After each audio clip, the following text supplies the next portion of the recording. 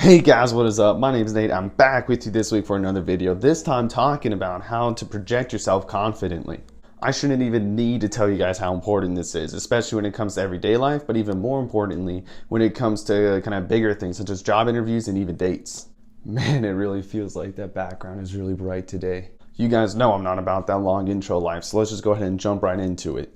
So step number one is going to be actually just your posture. One of the first things people see about you, both when you're standing or sitting. So kind of the trick number one when it comes to having a good posture is you have to keep your back straight. I mean, every day when I'm walking to classes and everything, I see people all the time, just kind of walking with their shoulders kind of hunched over like that. You got to take that shoulder, you got to roll it back. Roll it back, pop that chest out a little bit. You got to keep that back straight. You also got to keep that head up straight along with your spine.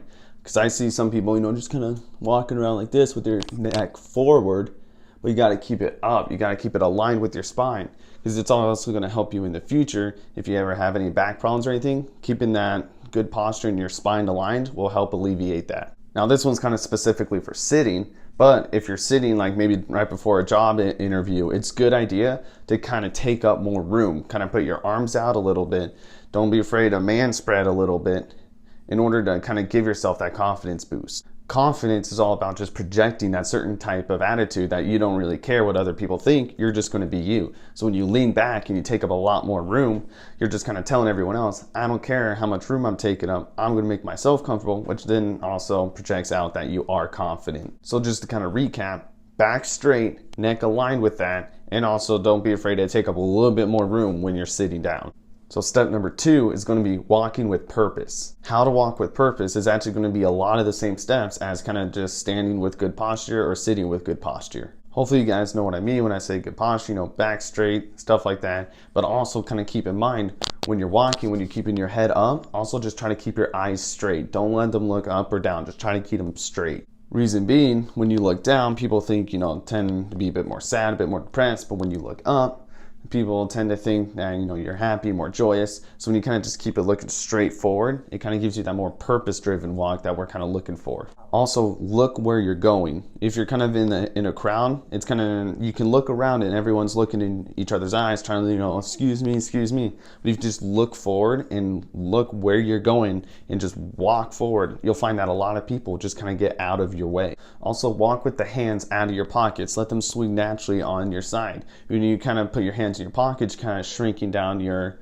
posture a little bit, you're kind of shrinking down the space that you take up. And as we kind of talked about earlier, the confidence, you want to kind of take up a bit more. So you want to keep your hands out off to your side, out of those pockets. Jumping to step number three is to greet people enthusiastically. This means if you're sitting down, standing up to meet them, looking them in your eyes and shaking their hand. I cannot tell you how many bad handshakes I've gotten throughout the year. So here's just a quick couple tips on how to do a real nice handshake.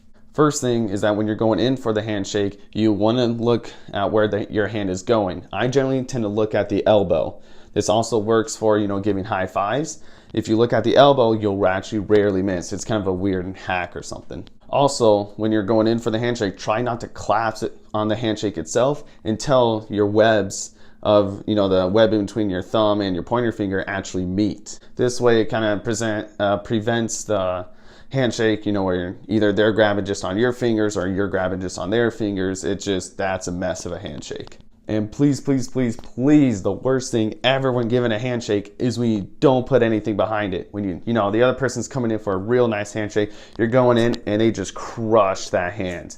That is not good on you or them if they do that to you. I automatically assume if I go in for a handshake and it is a weak handshake, that you are not a confident person. Kind of the last tip for a handshake is that generally 1 to 3 shakes is good enough for a handshake. I mean, you don't want to go there just shaking their hand forever. My dad always says more than 3 shakes and you're just playing with it. I don't think he was talking about handshakes, but it kind of presents itself well here. It's also very important to remember their name, and I stink at remembering names. I always have to ask, so this is something that I know I need to get better at. But a kind of a way to help remember name is that when they say it to you, say their name back to them. Also kind of makes their pronunciation of their name better.